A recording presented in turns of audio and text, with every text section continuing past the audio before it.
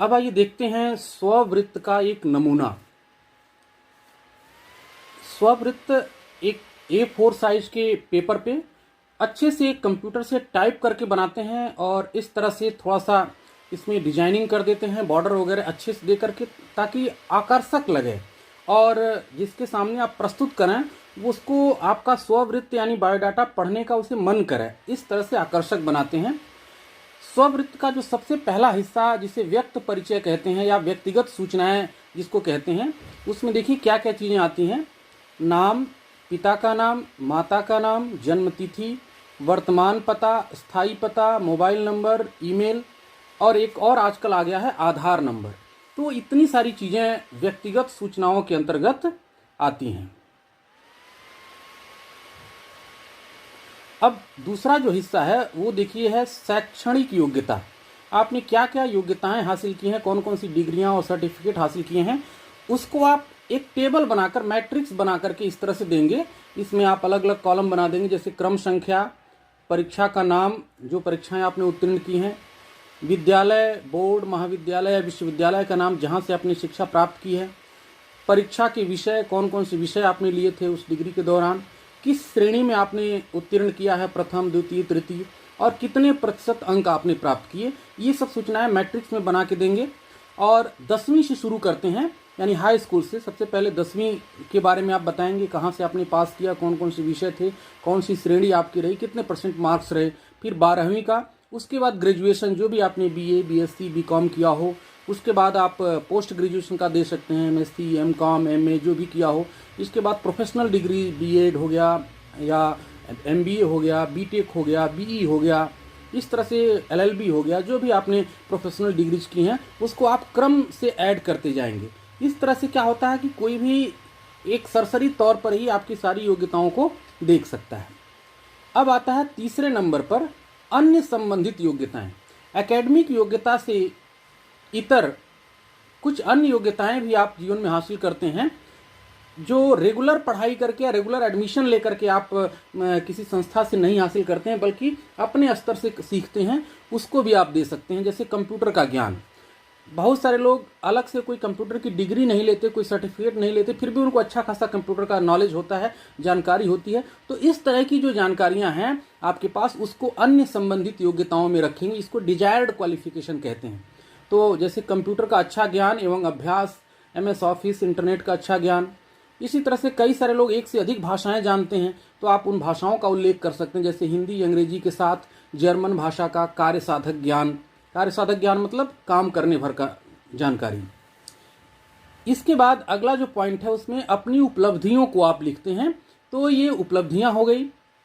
इसमें जैसे आपने विद्यार्थी जीवन के साथ कुछ कंपटीशन जीते हों या कोई अन्य प्रतियोगिता में भाग लिया हो, उसमें अच्छे पुरस्कार हासिल किए हों, नेशनल, स्टेट लेवल या रीजनल लेवल, इस तरह के, तो उसको लिखेंगे। जैसे अखिल भारतीय वाद विवाद प्रतियोगिता वर्ष 2001 में प्रथम पुरस्कार। इसी तरह से राजीव गांधी स्मारक निबंध प्रतियोगिता वर्ष 2002 प्रथम पुरस्कार। विश्वविद्यालय क्रिकेट टीम का कप्तान वर्ष 2003 से 2004 तक। ये हैं अन्य उपलब्धियां हैं। इसके बाद जो आता है वह है कार्येतर गतिविधियां और अभिरुचि। कार्येतर गतिविधियों का मतलब आपने अपने स्कूली जीवन या कॉलेज लाइफ से अलग हट करके जो व्यक्तिगत जीवन में जो काम करते हैं, जिसमें आपकी रुचि है, जैसे कुछ लोगों का गाने में, सिंगिंग में अच्छा होता है, या कुछ लोग पेंटिंग की हॉबी रखते हैं, इसमें विशेषकर अपनी हॉबी को लिखते हैं, अपनी अभिरुचियों को लिखते हैं। तो उनको भी आपको अपने बायोडाटा में शामिल करना है। तो इसको कार्येतर गतिविधियां और अभिरुचि के अंतर्गत रखते हैं। जैसे आर्थिक गतिविधियों से जुड़ी पत्र पत्रिकाओं, अखबारों का नियमित पठन, ये एक हॉबी है। इसके बाद इंटरनेट सर्फिंग, ये भी एक हॉबी है। फुटबॉल देखना एवं क्रिकेट खेलना, ये एक हॉबी है। तो इन सब की भी जानकारी देंगे। अंत में आप देते हैं प्रतिष्ठित व्यक्तियों का संदर्भ। प्रतिष्ठित व्यक्तियों का संदर्भ का मतलब होता है कि कुछ ऐसे व्यक्तियों का नाम अपने बायोडाटा में आपको उल्लेख करना है जो आपके निकटवर्ती न हो, मतलब आपके सगे संबंधी न हो, आपके रिश्तेदार न हो, लेकिन आपको जानते हो, आपके बारे में जानते हो। जैसे अगर आप विद्यार्थी हैं, विद्यार्थी जीवन के बाद नौकरी की तलाश में जाते हैं, तो आपको अपने टीचर्स, आपके प्रोफेसर्स, आपके प्रिंसिपल्स, उनका रेफरेंस देना चाहिए। आपके जिले के कोई सक्षम अधिकारी हैं जो आपको जानते हैं, कोई नेता हैं, विधायक हैं, एमपी हैं, उनका उल्लेख करना चाहिए, ब्लॉक प्रमुख हैं, उनका उल्लेख करना चाहिए। तो ऐसे प्रतिष्ठित लोगों का उल्लेख करना चाहिए। इससे क्या होता है कि नौकरी देने वाला ये समझता है कि हाँ, आपको, आपके समाज में कुछ प्रतिष्ठित लोग आपको जानते हैं, आप बिल्कुल गुमनाम नहीं। ऐसे व्यक्तियों के नाम देने चाहिए जिनकी नज़र में आपका व्यक्तित्व अच्छा हो, या जो आपको अच्छी तरह जानते हो, आपके बारे में पॉजिटिव रिमार्क दे सकें। जैसे आपने दे दिया श्री रामनाथ, प्रोफेसर एवं विभागाध्यक्ष, भौतिकी विभाग, दिल्ली विश्वविद्यालय। दूसरा रेफरेंस दे दिया श्री देवेंद्र गुप्ता, प्रोफेसर एवं मुख्य नियंता, दिल्ली विश्वविद्यालय। तो ये हो गया, ज़्यादा से ज़्यादा 2 व्यक्तियों के देने होते हैं। और लास्ट में जो है आप तिथि लिखेंगे, स्थान लिखेंगे, ये खाली छोड़ दिया जाता है। और जब जिस समय आपको ये कहीं पर भेजना होता है अपना बायोडाटा, उसी समय डेट और स्थान डालते हैं, और यहाँ हस्ताक्षर की जगह होती है, अपना हस्ताक्षर करते हैं। और इस बायोडाटा को आप जो है एक एप्लीकेशन के साथ, एक रोजगार संबंधी आवेदन के साथ लगा करके आप देते हैं। अब आइए देखते हैं रोजगार संबंधी आवेदन कैसे लिखते हैं। रोजगार संबंधी आवेदन की क्या उपयोगिता है, स्ववृत्त के साथ इसको देना क्यों जरूरी होता है, इसको हमने बता दिया। देखिए, रोजगार संबंधी जो आवेदन पत्र है वो भी अन्य औपचारिक पत्र के समान ही है। इसको भी आप जिस विभाग में नौकरी पाना चाहते हैं उसके सक्षम अधिकारी को संबोधित करते हुए लिखेंगे। जैसे मान लीजिए आप इंडिया केमिकल्स लिमिटेड में मार्केटिंग एग्जीक्यूटिव का कोई वैकेंसी निकली है, उसके लिए आप आवेदन करना चाहते हैं, तो आप इंडिया केमिकल्स लिमिटेड के महाप्रबंधक के नाम से पत्र लिखेंगे। जैसे सेवा में महाप्रबंधक, मानव संसाधन विभाग, India chemicals limited, 36 new link road, Andheri, Mumbai. ये हो गया एड्रेस। इसके बाद विषय आप डालेंगे मार्केटिंग एग्जीक्यूटिव पद के लिए आवेदन। अब यहाँ ऊपर दिनांक भी डाल देंगे आप राइट साइड में। इसके बाद आप जैसे पत्र की शुरुआत करते हैं वैसे ही पत्र की शुरुआत करेंगे, महोदय। फिर नीचे से आप आएंगे, आज दिनांक 16 अप्रैल 2021 को दिल्ली से प्रकाशित नवभारत टाइम्स में प्रकाशित विज्ञापन संख्या, जो भी विज्ञापन संख्या होगी उसमें डालेंगे। उसके बाद से ज्ञात हुआ कि आपकी कंपनी को मार्केटिंग एग्जीक्यूटिव की आवश्यकता है, मैं इस पद के लिए अपना आवेदन प्रस्तुत कर रहा हूं। ये हो गया आवेदन पत्र का पहला भाग, जिसमें आपने जो विज्ञापन है उसका हवाला दिया और उसके बाद उस विज्ञापन के लिए अपना आवेदन करने की इच्छा व्यक्त की। अब आता है दूसरा भाग। दूसरे भाग में आप ये लिखेंगे कि जो विज्ञापन में एलिजिबिलिटी क्राइटेरिया दिया गया है, योग्यता और अर्हताएं मांगी गई हैं, उन सभी को आप फुलफिल करते हैं। और कैसे फुलफिल करते हैं इसको आप पॉइंट वाइज लिखेंगे। जैसे मेरा स्ववृत्त इस आवेदन के साथ संलग्न है, इसका अवलोकन करके आप पाएंगे कि मैं इस पद के लिए योग्य उम्मीदवार हूं। मैं विज्ञापन में वर्णित सभी योग्यताओं और अर्हताओं को पूरा करता हूं। इसका संक्षिप्त विवरण इस प्रकार है।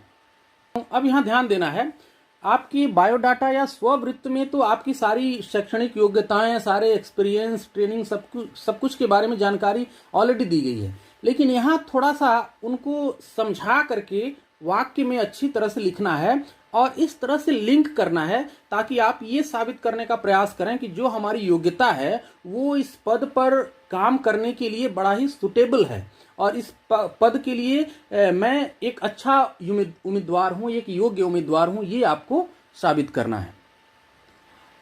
जैसे आपने स्ववृत्त में लिखा है बीएससी अपनी क्वालिफिकेशन डाली है, तो आप यहाँ लिख सकते हैं कि मैं विज्ञान का छात्र रहा हूं और रसायन शास्त्र से स्नातक की उपाधि प्रथम श्रेणी से उत्तीर्ण की है। मैं आपकी कंपनी की गतिविधियों से वाकिफ हूं, बल्कि उन्हें आपके ग्राहकों के समक्ष सरल शब्दों में प्रस्तुत करने की क्षमता भी रखता हूं। इसके बाद दूसरा पॉइंट, मैं लिखित और मौखिक दोनों प्रकार से स्वयं को अभिव्यक्त करने में सक्षम हूं। मुझे वाद विवाद और निबंध की अखिल भारतीय प्रतियोगिता में प्रथम पुरस्कार मिले हैं। अब जब आप लिखेंगे कि मुझे वाद विवाद और निबंध प्रतियोगिता में प्रथम पुरस्कार मिलेंगे, तो इससे साबित होगा कि आदमी जो है बोलने में और अपनी बात कहने में बड़ा ही कुशल है, तो आउट स्पोकन है, यानी कंपनी की बातों को अच्छी तरह समझा सकता है, जो एक मार्केटिंग एग्जीक्यूटिव के लिए बहुत ही अच्छा रहेगा। इसी तरह से मैं अपने विद्यालय और महाविद्यालय की क्रिकेट टीम का कप्तान रहा हूं, इससे मेरी टीम भावना और नेतृत्व क्षमता भी प्रमाणित होती है। ये आपने लिख दिया तो आपके एम्प्लॉयर को पता चलेगा कि हाँ, इसमें टीम भावना है, ये मिल करके पूरे टीम के साथ काम कर सकता है और कंपनी को लीड कर सकता है। अगला पॉइंट है, मैं उद्योग व्यापार से जुड़ी पत्र पत्रिकाओं को पढ़ने का शौक रखता हूं, उनके माध्यम से आपकी कंपनी की गतिविधियों से निरंतर अवगत रहा हूं। आपकी कंपनी अपनी स्थापना के कुछ ही वर्षों में देश में अपनी गतिविधियों का लोकप्रिय विस्तार कर पाने में सफल रही है। आपकी कंपनी में भविष्य के लिए कई महत्वाकांक्षी योजनाएं बनाई गई हैं।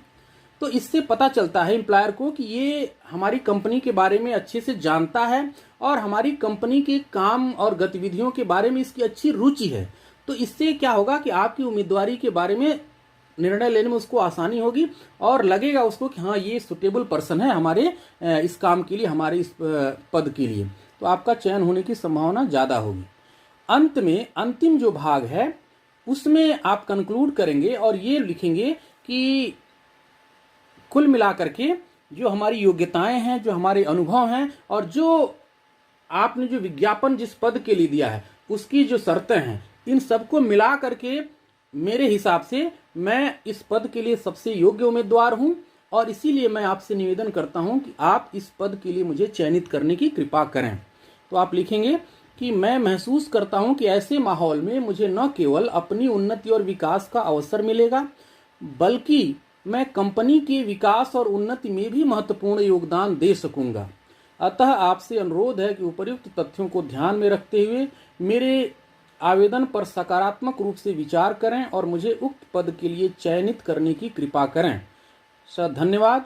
इसके बाद भवदीय अपना नाम लिखेंगे, हस्ताक्षर करेंगे, ये हो जाएगा आपका आवेदन पत्र हो जाएगा, रोजगार संबंधी आवेदन पत्र।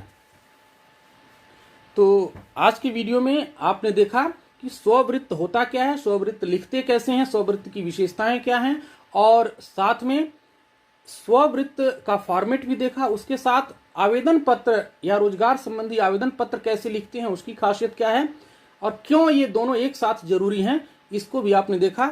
तो आगे किसी और वीडियो में मिलेंगे, तब तक के लिए नमस्कार, धन्यवाद।